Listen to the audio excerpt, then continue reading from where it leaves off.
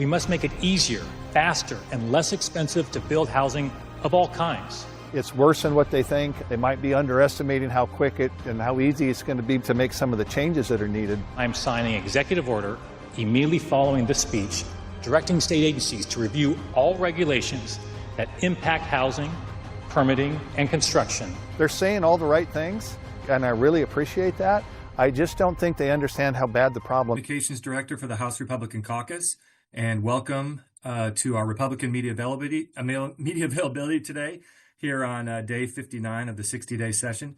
Let's go ahead and get to introductions. With us today from the House Republican Caucus, we have House Republican Leader Drew Stokesbury of the 31st District and House Republican Deputy Leader Chris Corey from the 15th District. And from the Senate Republican Caucus, we have Senate Republican Leader John Braun of the 20th District and Senate Republican Whip Keith Wagner from the 39th District. And with that, I will turn it over to Representative Stokesbury for some opening remarks. Good morning, everybody. Happy day 59 of session. I hope everyone got some sleep last night, especially those of us who stayed up all night before either participating or watching the record-setting 24-hour marathon debate over the House income tax, or over the state income tax. Not a lot left to do on the legislature's agenda. I think there's a budget coming up, a variety of other tax bills. Apparently raising billions of dollars and a huge overhaul of the tax code is not sufficient for those addicted to taxing and spending and taking other people's money. In addition to taxing folks' income, there's two big taxes left on the docket here in the House. One to increase the B&O rate on an extremely small margin business to the point where those businesses will likely leave the state because the new B&O tax is very likely to be higher than their profit margin. And another to tax data centers, one of the industries that has made Washington State such a great place to do business and has brought so many jobs here. Democrats want to tax those apparently out of the state as well. Their imagination knows no bounds. With that, I will also mention that, like John said, Deputy Republican Leader Chris Corey is here, and I will turn it over to my Senate counterpart, Senate Republican Leader John Braun.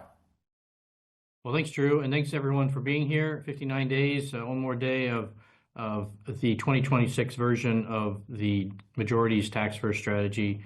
I got with me today our whip, Keith Wagner, and I just say a couple things. One, we started out this session talking about affordability as by far the biggest issue facing folks around our state, certainly around my district, I can tell you that for sure. And sadly, we're doing nothing meaningful to help folks with affordability. In fact, just the opposite, whether it's the income tax that will hit folks either directly or indirectly or eventually, I think maybe is the right term, or the budget that we haven't seen yet, but we expect to come out this morning. But when you put two bad budgets into a conference project, or a conference, you don't expect to get anything else but a bad budget coming out. And what we saw, at least on the Senate side, was a budget that wildly overspent revenues, drained the rainy day fund, drained the rainy day revenue in the future, made some very shady budget gimmicks to balance, and then maybe worst of all, assumed a very low growth rate in the out years, which while if we were in charge, and I think that's terrific, but I have no confidence that the Democrats will be able to curb their spending from a 15% per biennium growth rate down to a 2.2% growth rate, which means they're setting us up next year for another record-setting deficit after 2 years of big deficits from overspending. We based on what we see right now, I think we could reasonably expect another deficit, and based on their solutions so far to these deficits, another significant increase in taxes in our future. And lastly, the income tax, I want to touch on that. I want to thank my colleagues on the other side of the rotunda for their amazing fight over the last 2 days on the income tax, really demonstrating the opposition to this bill from across the state. We saw a record sign in both the Senate and the House hearings. We've heard, I think every one of us has gotten overwhelming negative email and correspondence from our constituents.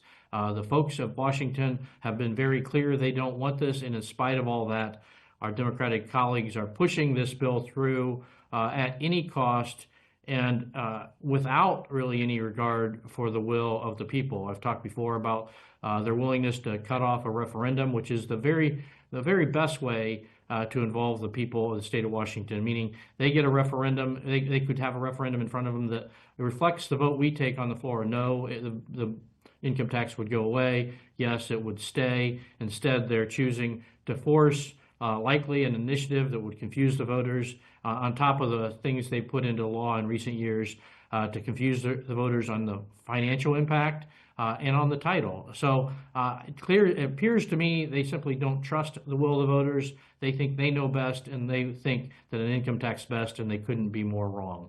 I'm going to stop right there and go to questions. All right. First, we will go to Jerry Cornfield of Washington State Standard. Okay, good morning. I guess my question on the transportation budget that's coming out, one of the aspects is it relies on a bond bill.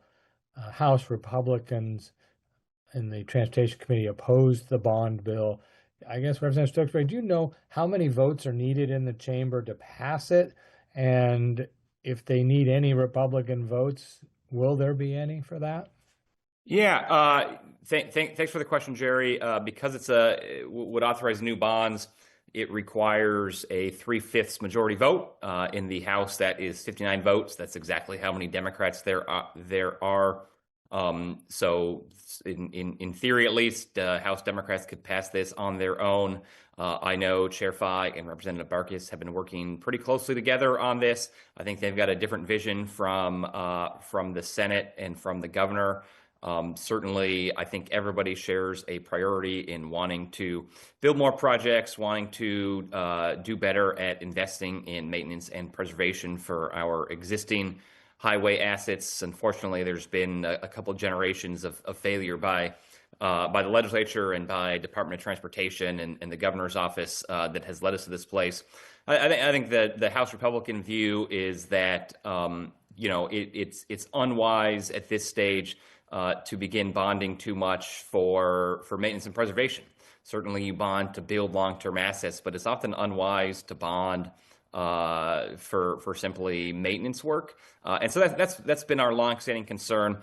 As far as I know, Democrats have not asked for any Republican votes on the bond bill.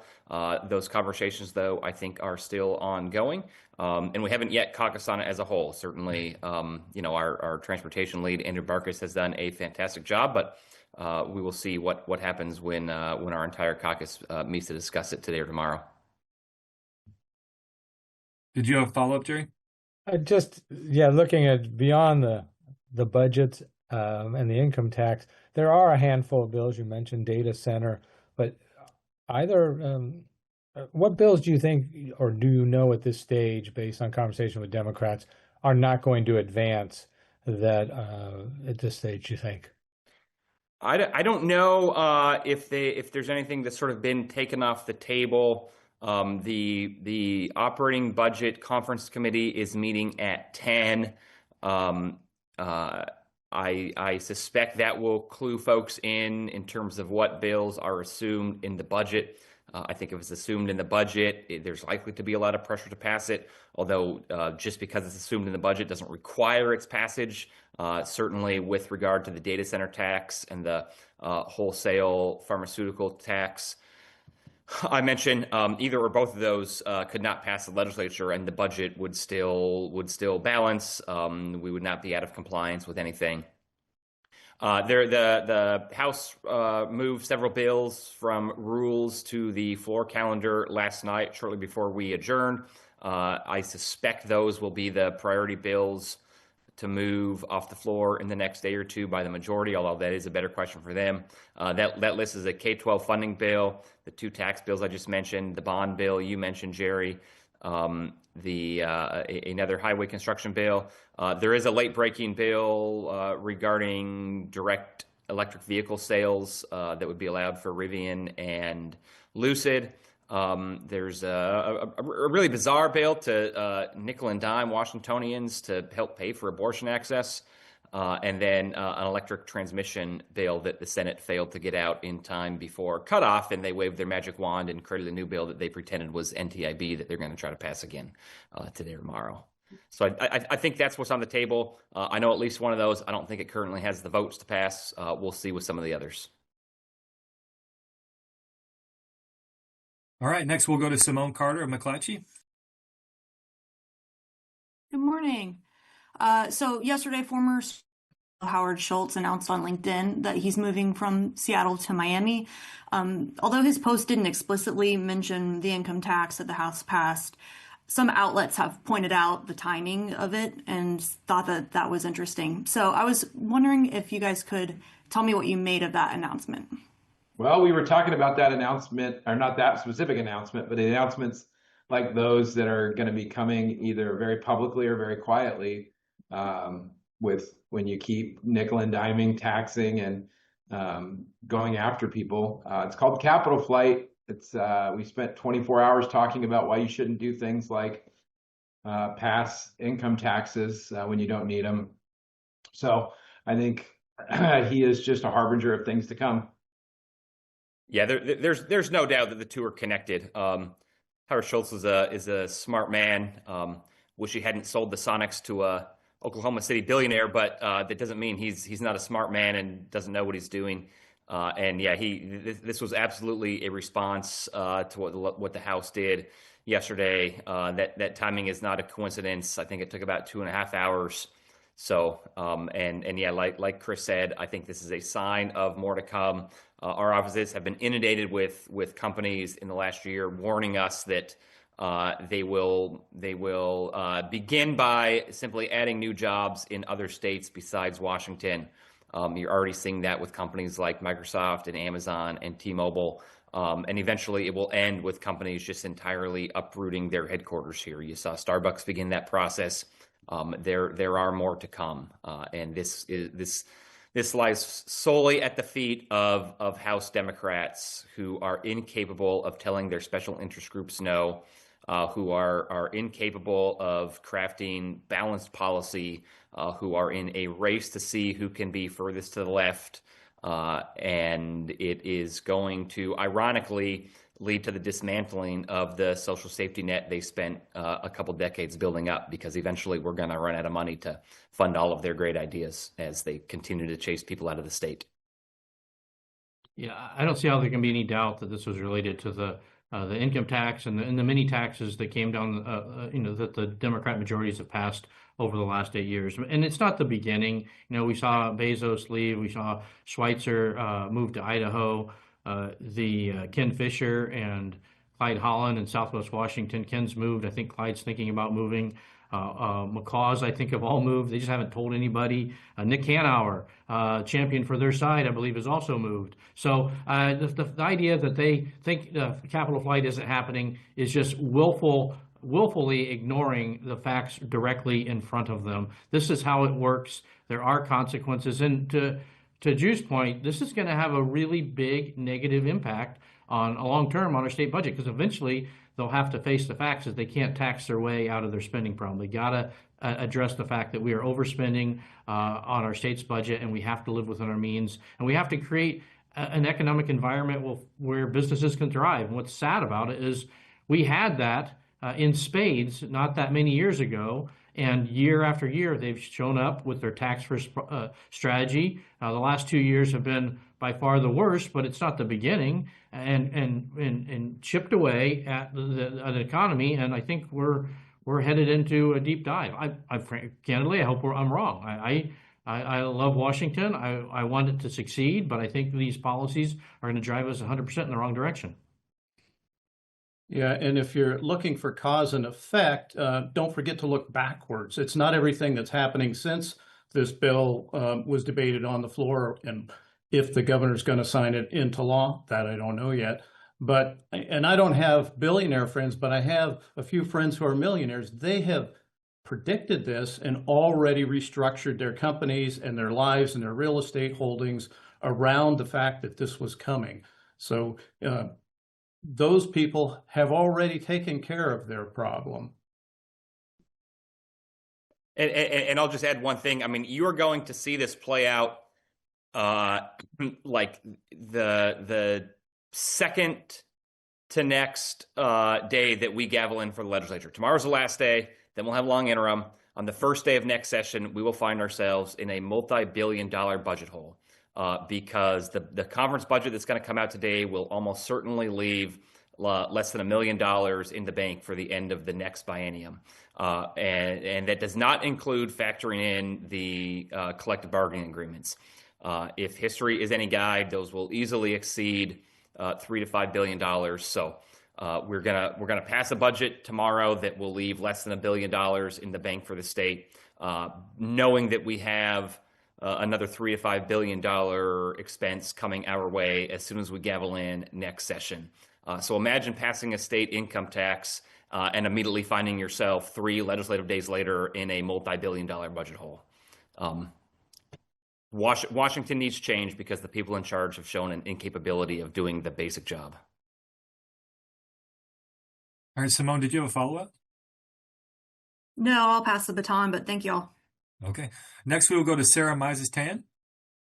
Sure. Thank you so much. Yeah, I was curious, do you all have any thoughts on what are next steps for the millionaires tax? I know there are thoughts that there might be, they might put this on the ballot, or it might be on the ballot. But any other thoughts on what you're expecting next for this?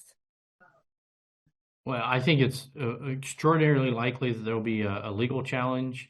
And frankly, if the state Supreme Court cares anything about our state's constitution, that will be the end of it there. Our constitution couldn't be more clear on the definition of property. And while the argument is made that there's some mythical existence between property and non-property, our state's constitution defines it otherwise. It says everything, tangible and intangible. I don't know how there could be anything else. So if that should be the end of it. I'm not confident that will be the end of it. And then I think the next step would be a vote of the people. Unfortunately, as I said earlier, they've precluded a referendum, which would be the cleanest way to check in with the people of the state of Washington to see what they thought about this matter. Instead, they will likely force an initiative, which adds confusion to the voters. And I think the hope there is that confusion allows them to succeed in a vote they have failed at 11 times previously. So I think this still has a long road in front of it, but it is frankly sad that we got to the point we are at today.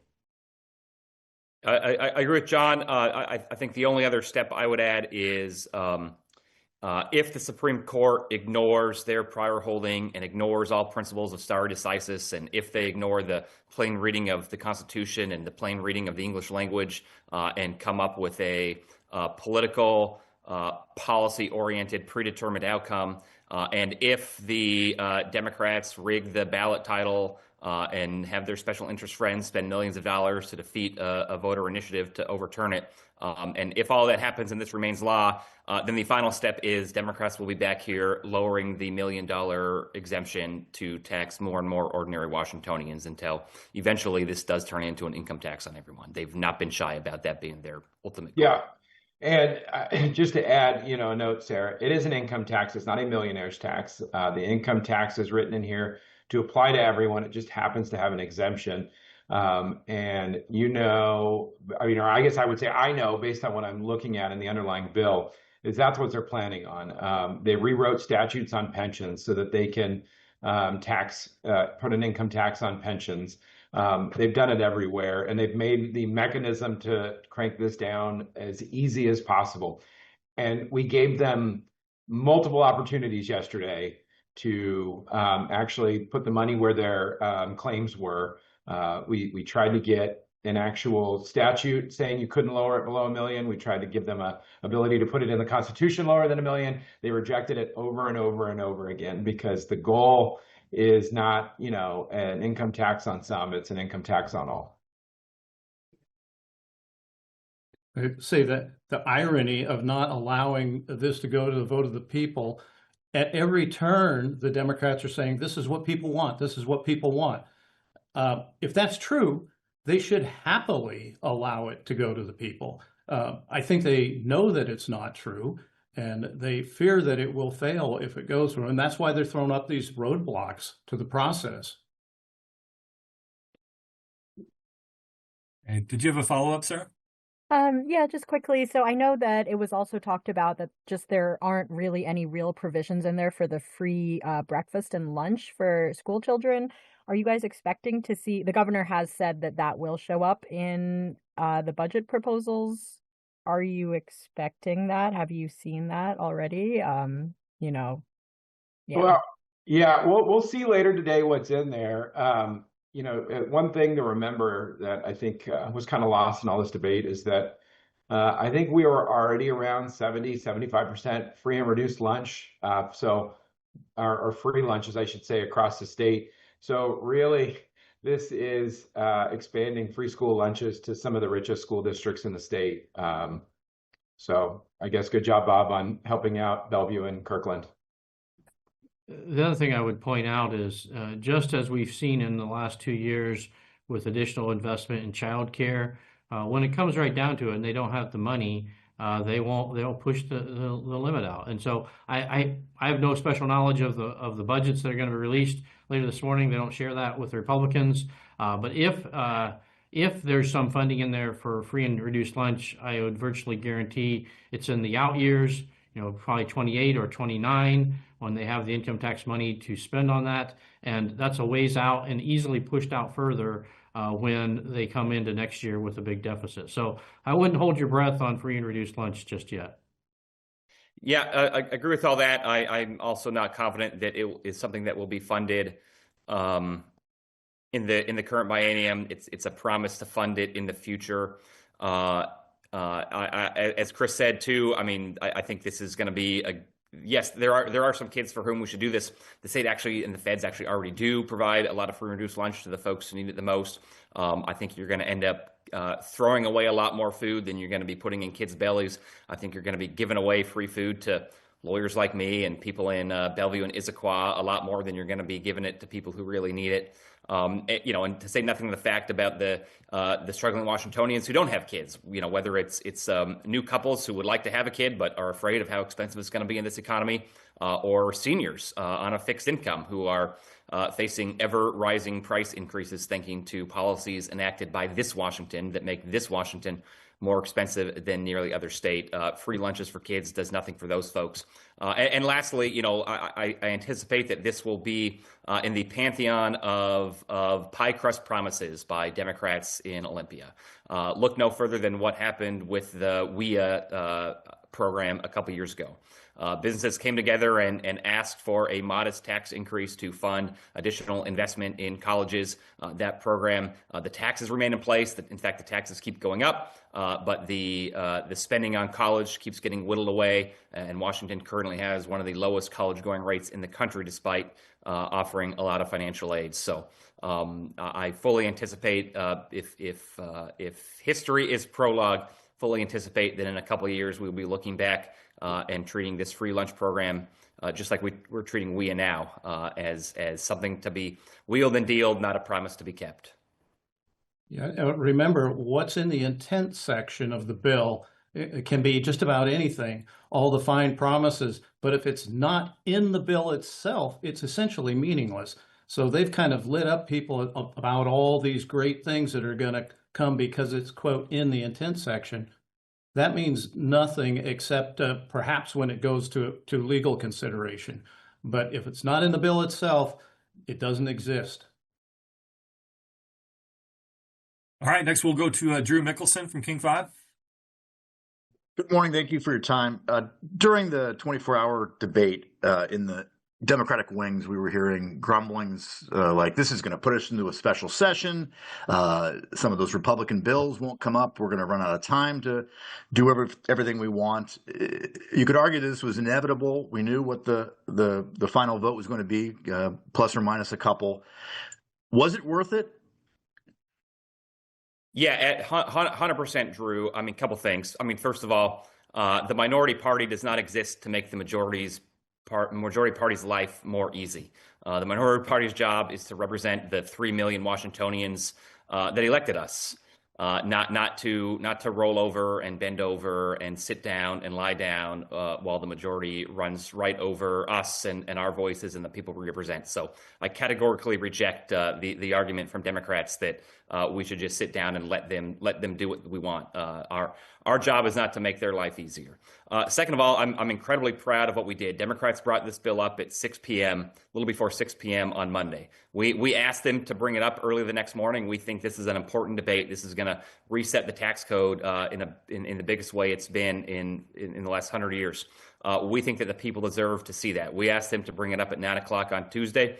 They said, no, we're going to bring it up at 6 o'clock. So one of our chief aims was to make sure we didn't just go all night, but into the next day so that the people could watch this be debated in the daylight, not passed in the dark of night as House Democrats had intended. We also fundamentally believe that our constituents sent us here to do a job. I mean, and like I said, that job is not to roll over for Democrats. Our constituents want us to use every tool at our disposal to oppose things that they know will be harmful to the state and they know will eventually befall all of them. And so that's what we did. We proposed as many amendments as we could think of that would address the underlying problems with the bill. And I'm really proud that we did that. And then lastly, this process has been incredibly rushed. 60-day sessions are supposed to be supplemental sessions to deal with emerging state issues that simply cannot wait one more year. This tax doesn't take effect until 2029. It absolutely could wait one more session to be passed. Until last September or October, this was like the third rail of Washington politics. Not even normal Democrats could be seen publicly touching the idea of an income tax. All of a sudden, something happened last September or October, and there was this rush to pass it. It took capital gains tax 3 years to get passed. Look, I don't think we should ever pass an income tax in Washington, but if we're going to do it, it should be done right, and it should be done thoughtfully. That is not this. It is full of pie crust promises. There's no protection for ordinary people. It only addresses one segment of the tax code. If we're gonna fix it, we should fix it in whole, not in piecemeal sections.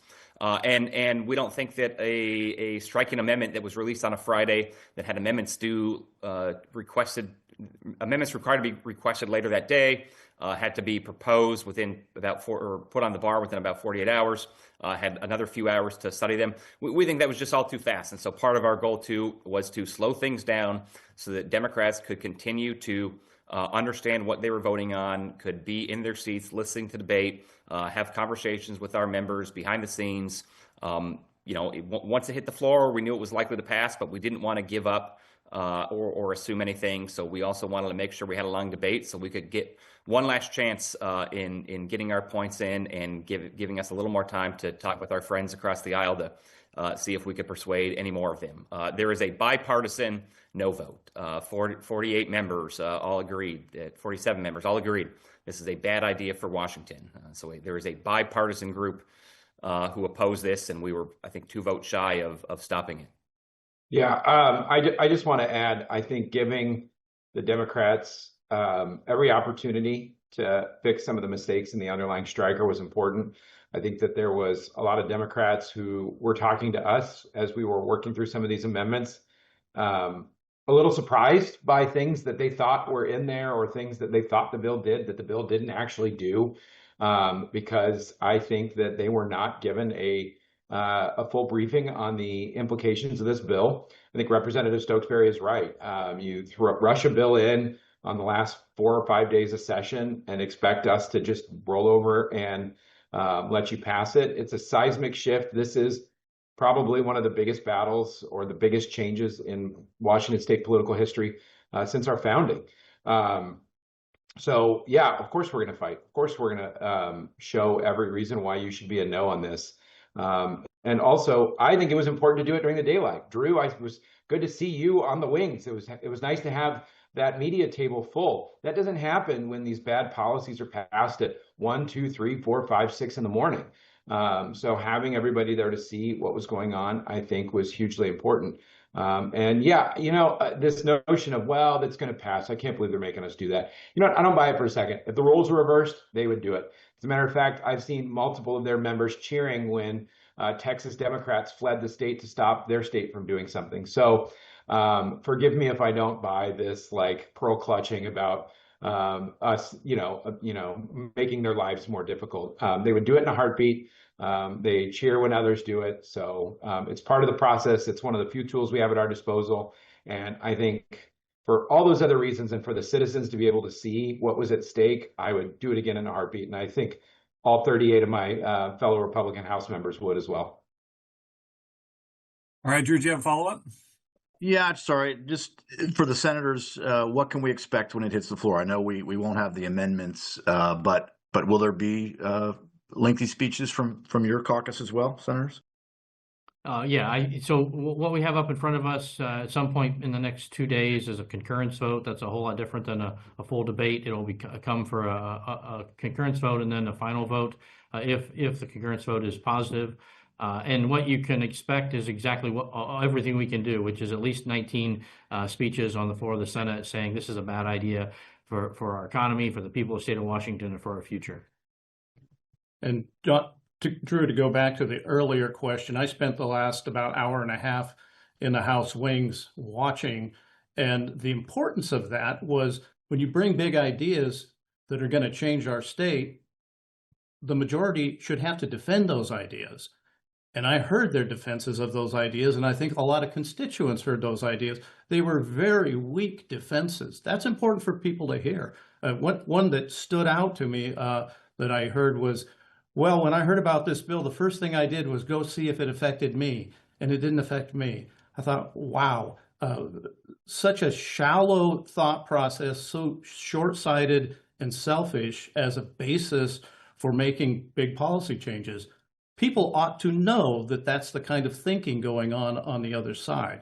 So hearing that debate, 24 hours of it, of people trying to defend what I think is really bad policy, that's an education right there in what people are thinking. So my hat's off to the House, and particularly my seatmates went over and watched the end. It was pretty impressive.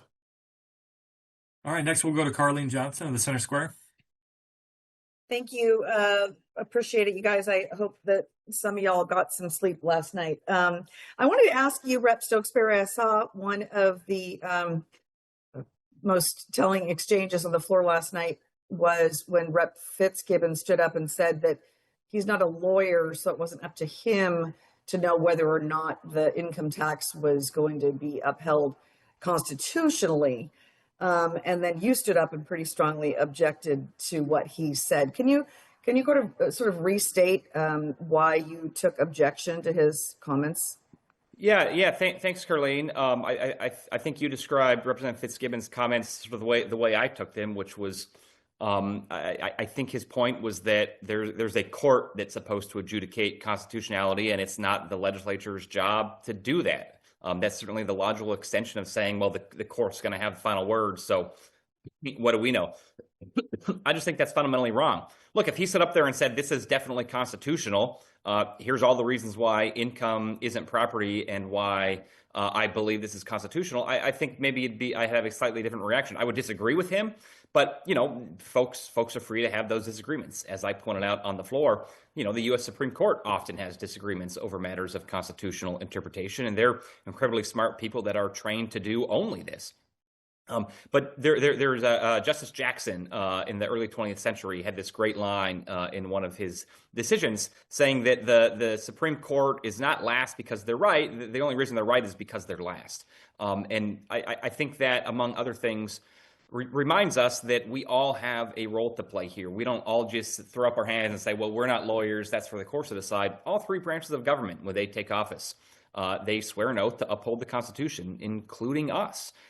If it wasn't our job to abide by the Constitution, and that was only the court's job, then why on earth would we have to take that oath in the first place? It makes no sense. We take the oath because it means something.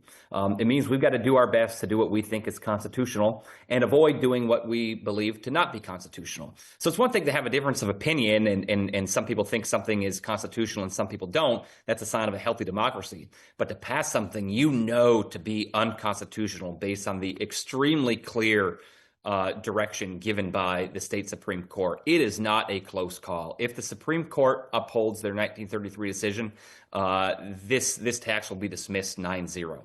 You rarely get legal constitutional questions that are more clear than this. The only way this survives constitutional scrutiny is if the Supreme Court gets rid of their 100-year-old precedent. So it's our job to follow that 100-year-old precedent. That's what's on the books. It's very clear. It is our job as a legislature to only do that which is constitutional.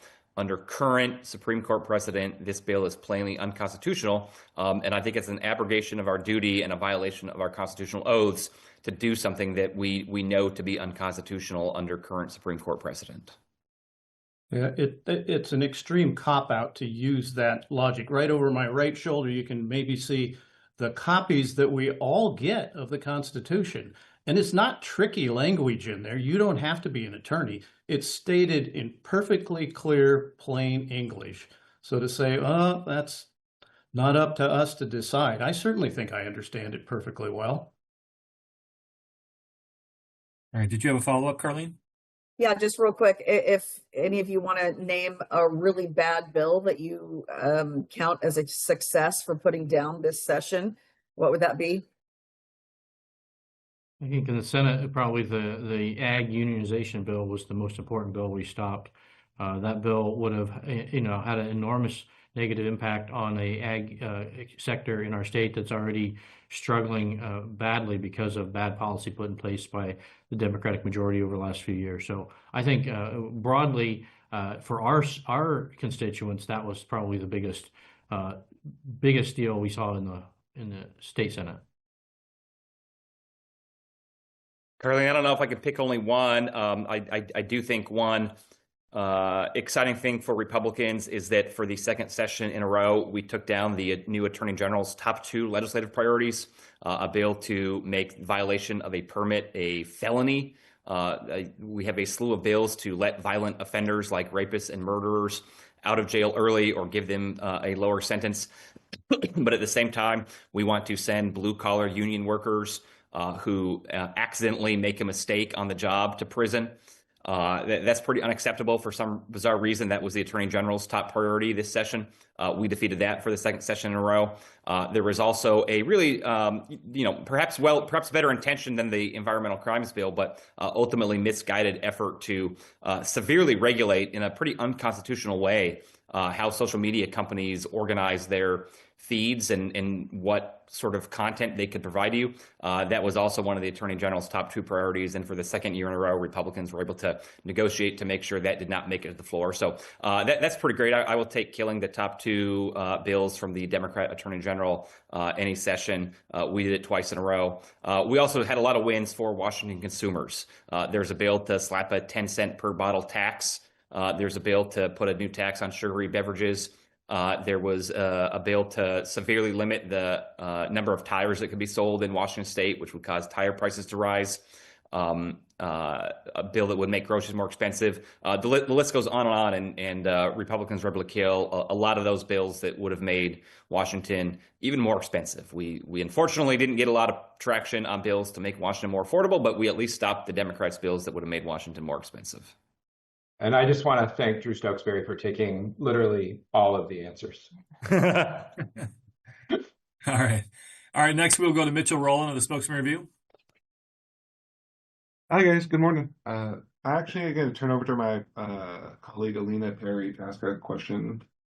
Hi, this is Alina, also from the Spokesman. I was just wondering if you guys had any thoughts on the use of Climate Commitment Act funds to supplement the budget this year, and if you feel like that's an appropriate use of those monies.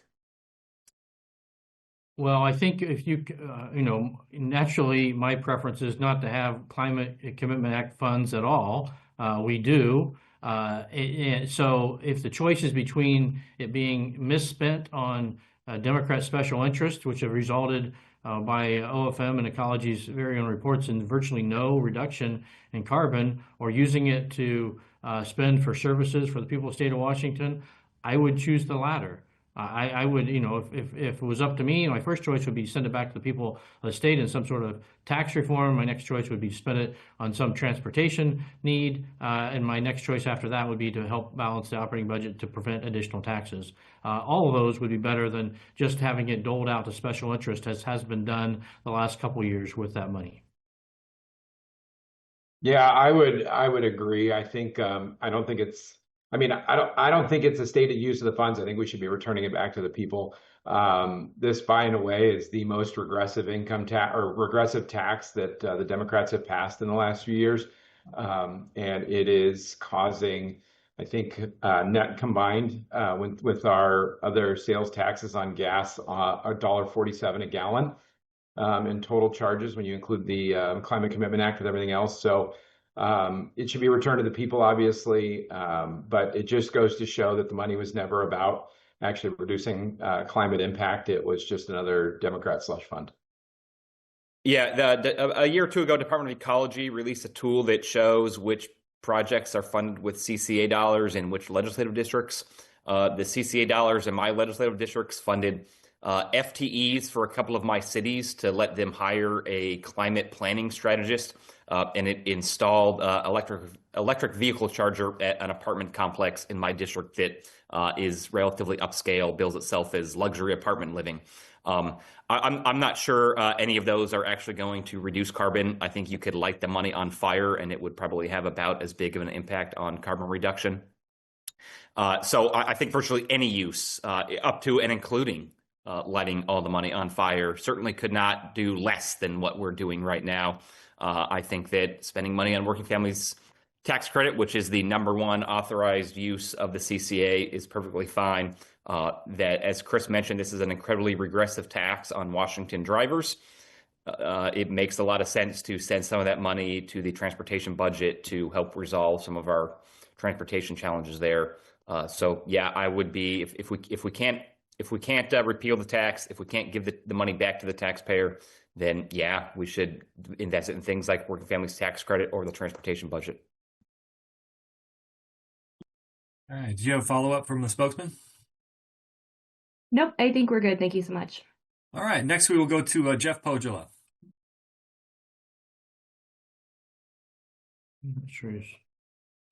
Please unmute yourself there. Yeah.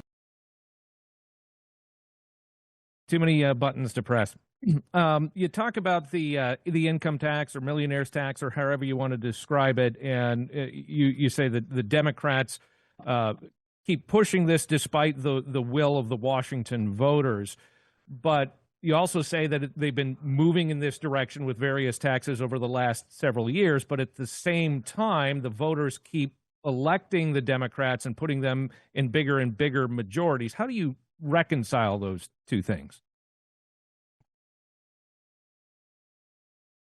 Hey, you're asking if the Democrats continue to put more taxes in place and yet the voters keep reelecting them? Well, I think that's a very complicated question. I would start by saying, if you look at the initiative process we've seen so far, you have a wild spending difference between one side and the other, and I think you have to take that into effect. The other is, I think you have to, to a certain extent, you're right. The voters have to decide if they want to continue to have the tax and spend policy they've seen over the last few years. They have every right to do that. But I also think that's why you see the Democrats billing this income tax as a millionaire's tax versus just an income tax, which is what it is. Their polls, just like our polls, show that it's wildly unpopular if it was to be placed on a broad group of folks. And we've made that case over and over that they're setting the stage.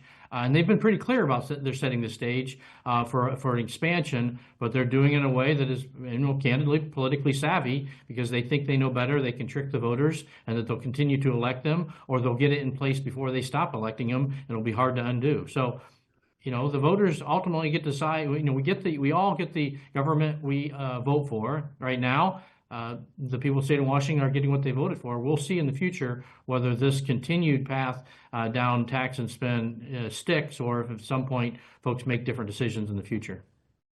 I'll echo what what Senator Braun said. Certainly, the funding disparity on the initiatives a couple years ago is important. Also, don't forget that a year or two before that, Democrats passed a bill to rig these initiatives even more in their favor by creating an extra ballot title that make any initiative that would save taxpayers money make it into a Chicken Little initiative and sound like the sky is falling.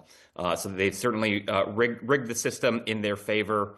But I think it's two things are telling. One is numerous times last night during the 24-hour debate, Democrats rejected time and time again amendments that would have either required the income tax to be put on the ballot as a referendum, or at least remove the necessity clause, which would allow private individuals to rally around and collect signatures and put the income tax on the ballot as a referendum. If Democrats were so confident that this were a popular idea and this would survive public scrutiny, they should have welcomed public input because it would only affirm their claims. But I think the truth is they're very afraid of how the public is going to react, that this probably is the straw that breaks the camel's back, that this is a step too far, and this is something that would not just be overturned by the people, but cost them seats in the next November election. So they're doing all they can to avoid having this put before voters. And then the final thing I'll note is, while Democrats are winning elections, folks are voting in different ways. Folks are also voting with their feet. And the folks who are sick and tired of Democrat policies aren't voting for Republicans. They're leaving Washington state. They're leaving for Texas and Florida and Idaho and Montana and Arizona. And so I think that puts a very different lens on these election results. So Democrats are really good at winning, in part because they're really good at passing things that are so bad for Washingtonians that regular people get fed up and leave because they feel like they can't fight back and they can't survive under the boot of Democrats anymore. Yeah, I agree with my colleagues. I would add this. I think that and last night's vote kind of reflects it, right? The income tax passed by 2 votes, and I can count 5 of those yes votes who wanted to be no. They are bullied, threatened, and coerced into submission. And I think it's a core group of progressives in Seattle that are doing a lot of that. And I think they are basically saying, do this or else. You look at where they are on the issues, and largely most people outside of the Seattle metro area are with Republicans on almost every issue. And they agree with on these. So I think there's communication stuff there, and I think there's a lot of voters that don't realize the amount of impact that the state has, and they're just being told on the federal level that it's all they hear is the federal level, what's going on there.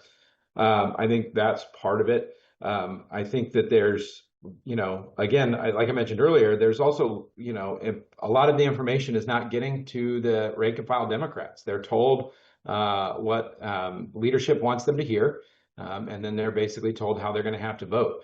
And I think that's really frustrating. And I wish that they would, stand up. But I get the pressures and the threats. Here's the last thing that I would share, right? And it does play back into the federal stuff, right? We heard a lot about the Trump cuts and the federal cuts to Medicaid and Medicare, and how those were part of the reason why we needed to pass taxes like this. And it's just not true. The Washington Democrats here in Olympia over the last biennium have cut Medicaid with direct cuts and then the accompanying federal match over $1 billion. And they're not at all taking responsibility for it. They're just blaming Trump. So as long as they have a red herring that they can keep throwing at the voters, they're going to do it. But I'm hopeful that this is the straw that breaks the camel's back, that it's just too much for people to ignore, and that they'll start asking tough questions. And we're going to make sure that those tough questions are being asked going forward. So they have played this cleverly and diabolically. So remember, 2 years ago, they all voted that we weren't going to have an income tax. That was clever because that affected elections. Now we're back to another place, and they played it as kind of an envy versus punishment. And you got envy because it doesn't affect you and it doesn't affect me. We'll go after that piece of it. also very clever. If you go back a little bit further, when we had our tax structure work group that was like a 3-year, 4-year project, nobody had the stomach for an income tax at the time. You couldn't find 5 votes in the minority party for an income tax. So we went from that place to where we are today, I think, driven by just a few people in the caucus. They have dragged the rest of the majority with them, either slightly willingly or through coercion or unwillingness. And that's where we are today, because they're, and I'll say it again, clever and diabolical. All right, Jeff, did you have a follow-up? Yeah, briefly, for Representative Stokesbury or anyone in the House, I know we were talking yesterday during the marathon debate kind of about the procedure, and I'm not like super versed in House procedure, but why not try to stretch out the debate if the income tax is as bad as you say? Why not continue to stretch out the debate, force a special session, and bring even more attention to it? Yeah, I mean, I think I mentioned in the beginning in response to another question that Democrats said that they wanted to start running the bill on Monday. We asked them to wait until Tuesday morning. I think part of why they wanted to make sure they started Monday was to avoid that risk. But again, there's a couple things that limited us. One is there was about 60-something amendments, and that's a lot of amendments. There's very few bills that ever have more amendments than that, especially by the time it hits the floor. The rules allow the speaker to set an amendment deadline. It was set pretty early on Friday after the striking amendment hit the bar. So there, practically speaking, there just was not a lot of time to add a lot more amendments than that. But then the real limiting factor is on any given amendment or on final passage, each member can only speak for up to 3 minutes at a time. And that 3 minutes is sort of cumulative across the entire question before the body, whether it's an amendment or final passage. So, once there's a number of amendments set, you got your number of members set, that automatically puts a ceiling on the amount of time you can spend. I think even if we had all 39 members speak on every amendment, they can still only go for 3 minutes. You still can't completely run out the clock. The strategy wasn't to run out the clock. I think that would have been fun. I don't think it would have been possible, even if it happened. As you saw, there were 51 votes by the Democrats to support it. I think they would just reconvene in a special session. The governor really likes this current version of the income tax. I think he would immediately call us back. So, I think that would have only delayed the inevitable. I think the important part for us was to make sure that Republicans did as good of a job as we could representing our constituents, speaking for as long as we did. I mean, Jeff, the state's 132 years old. Nobody has ever done a 24-hour debate. I think that the longest debate we can find is about 11 hours. So, we more than doubled the longest debate in known history. That is no small feat. Our members were tired, but every time a new amendment came up, they were re-energized to explain why that amendment highlighted a problem with the income tax. And I think we accomplished our goal. I think we showed Washington voters who's on their side. We stretched the debate into the daylight so Democrats could not pass it in the dark of night. And we did all we could to persuade enough Democrats to vote with us to save Washington. Unfortunately, they voted with their special interest donors, but this is not the last. This is not the last of it. The fight will go on, and I think you'll see that Republicans have only just begun to fight.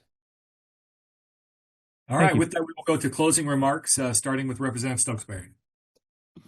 Well, thanks you all. Thanks for joining us. I know it was a very late night 2 nights ago, and so I appreciate everybody who was able to wake up and watch this and participate as well. I think this is our last one of these of the session, barring a special session, I suppose. But want to thank all of you here on Zoom today for your coverage of what we're doing in Olympia. It really matters. I want to thank everybody watching on TVW for paying attention. I think when folks are educated, we get better outcomes. The last point I wanted to make, I should have made this at the beginning, but like I said, we were up late the night before. This is also the first time we've had one of these availabilities since opposite house cutoff, and I just wanted to point out how successful House Republicans were in opposite House cutoff before that gets forgotten based on the 24-hour debate we had earlier this week. But Republicans killed 54% of the bills that the Senate sent over to the House. Only 104 bills passed the House. That is the lowest number since 2014. 2014, you will recall, was when Republicans controlled the state Senate. So, of course, it makes sense that the Democrat House would not pass very many Senate Republican bills. But even then, we still only passed 4 more bills than the Democrat House passed from the Senate Republican bills back in 2014. All told, we'll see how many bills pass these last couple days. But I bet you that we will almost certainly adjourn the 2026 session having passed fewer bills off the House floor than any other session in at least the last 15 years, probably a lot longer than that, which I think really shows the public how hard House Republicans are down here fighting for them. So thanks again, you guys.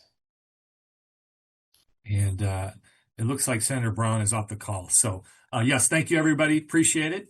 And that's the end of our event. Thank you. Thank you.